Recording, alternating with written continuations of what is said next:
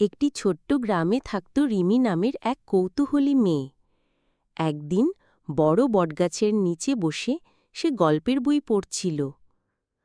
তখন দাদি এসে বললেন, রিমি, অনেক দূরে এক জাদুর আয়না আছে যা সব সত্য কথা বলে। রিমির চোখে কৌতূহল জ্বলে উঠল। সে সঙ্গে সঙ্গে রুটি আর পানি নিয়ে একটি ব্যাগ গুছিয়ে ফেলল। পরদিন ভোরে সে পা বাড়াল রহস্যময় জঙ্গলের দিকে, যেখানে গাছগুলো উজ্জ্বল আর জোনাকির আলো ভাসছে। হঠাৎ এক কথা বলা কাঠবিড়ালি এসে বলল, সাবধান, আয়নার পাহারায় আছে এক অন্ধকার ছায়া। রিমি জলজলে নদীর ওপর বড় পাথরের সিঁড়ি বেয়ে সাবধানে পার হল।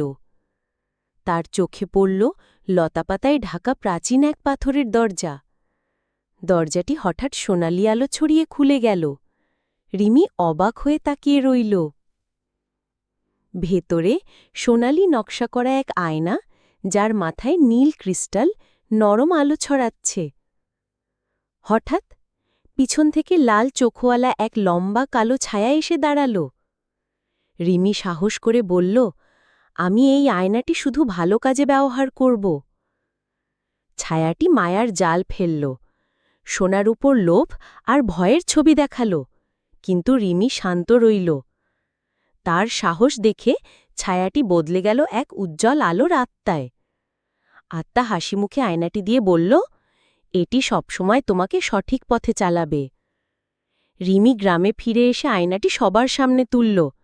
গ্রামবাসীরা আনন্দে ভরে উঠল। সেই আয়নাটি ঘরের দেওয়ালে টাঙিয়ে দিল।